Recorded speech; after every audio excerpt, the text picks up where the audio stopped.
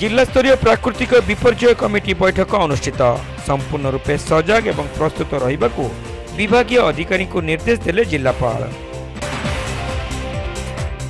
बालेश्वर जिला विपर्यय परिचालना कर्तृपक्ष अनुकूल रे जिले में प्राकृतिक विपर्यय मुकाबला पई जिला स्तरीय प्राकृतिक विपर्यय कमिटी एक बैठक जिलापाल सभागृह रे अनुष्ठित हो जाइछे। जिलापाल सूर्यवंशी मयूर विकास एथिर अध्यक्षता करने सह एही बैठक में भद्रक सांसद अभिमन्यु सेठी, बालेश्वर सदर विधायक मानस दत्त, भोगराई विधायक गौतम बुद्ध दास, जलेश्वर विधायक अश्विनी पात्र, बस्ता विधायिका सुभाषिनी जेना, जिला परिषद सभापति नारायण प्रधान सह अन्य सांसद और विधायक मानकर प्रतिनिधि, समस्त पंचायत समिति अध्यक्ष अध्यक्षा, एनएससी अध्यक्ष अध्यक्षा जोगदे विभिन्न विभागीय अधिकारी मानक सह प्राकृतिक विपर्यय परिचालना प्रस्तुति बाबद विस्तृत आलोचना करथिले। आलोचनार प्रारंभ में जिलापाल श्री सूर्यवंशी प्राकृतिक विपर्यय प्रस्तुति को वास्तविकतार दृष्टिकोण कार्यान्वित करने निमंते समस्त को परामर्श देथिले। प्राकृतिक विपर्यय मुकाबला रे ओडिशा जो मानक स्थिर करिछि ताहा सबु परिस्थिति रे बजाय रखिबा जरूरी बोली जिलापाल कहिथिले। आज बालेश्वर आमर नेचुरल कैलामिटी मीटिंग जो मैंडेटरी मीटिंग हुए सबु वर्ष रे वर्षा पूर्व सेटा मीटिंग आज हेछि। ता भितर सबु लाइन डिपार्टमेंट ऑफिशियल्स थिले। बन्या बात्या पूर्व जो मैंडेटरी प्रिपरेशन अच्छी रेडीनेस ऑफ साइक्लोन सेंटर्स तापर ड्रेनेज रो सबु काम इरिगेशन रो एम्बैंकमेंट रो काम जो सारिवार अच्छी। Apart from that CSO CDMO CDVO सबु डिपार्टमेंट को इंस्ट्रक्शन दिया जाइए कि से वर्षा पूर्वर जो मैंडेटरी जिनस अच्छी से रखिए। और पर्टिकुलरली आज मीटिंग रे ड्रेनेज ऊपर बहुत फोकस कराई बालेश्वर टाउन जलेश्वर और सोरो एटी जो ड्रेनेज रो काम अच्छी इनकम्प्लीट काम कंप्लीट करने भी कह जाइए। और सबू लाइन डिपार्टमेंट रे तांकर जो एसओपी अच्छी एसओपी हिसाब से रेडी रहा कह जाइए।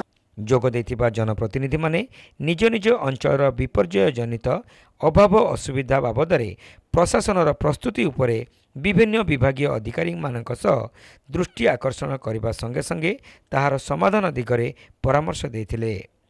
विपर्यय समय जिला एवं ब्लॉक कार्यालय स्तर में कंट्रोल रूम रो कार्यकारिता, विभिन्न नदीबंध मरामती, बन्या जल निष्कासन व्यवस्था, सहरांचल ड्रेनेज सफाई, दुर्गम अंचल खाद्य औषध पानीय जल आदि महजूद रखिबा एवं पहुंचाइबार व्यवस्था उपरे पुंखानुपुंख आलोचना करा जायतिला। प्रत्येक विभाग परस्पर मध्य समन्वय रक्षा करी प्राकृतिक विपर्यय को मुकाबला करने निमंते प्रस्तुत रहिबा पई बैठक में मत प्रकाश पाइथिला। विपर्यय परिचालना योजना अनुसार पीआरआई सभ्य मानकु सठिक भावे उपयोग करने निमंते पदक्षेप नियाजिबाकू बैठक में निष्पत्ति नियाजिथिला।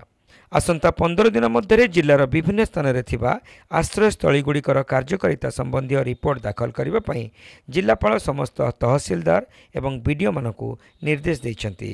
जनस्वास्थ्य विभाग, जल जोगाण विभाग, पूर्त विभाग, ड्रेनेज, साधारण जोगाण विभाग, स्वास्थ्य विभाग, कृषि विभाग तथा अन्य विभागीय अधिकारी एवं जंत्री माने निज निजर विपर्यय प्रस्तुतिर एक विशद विवरणी रखिथिले।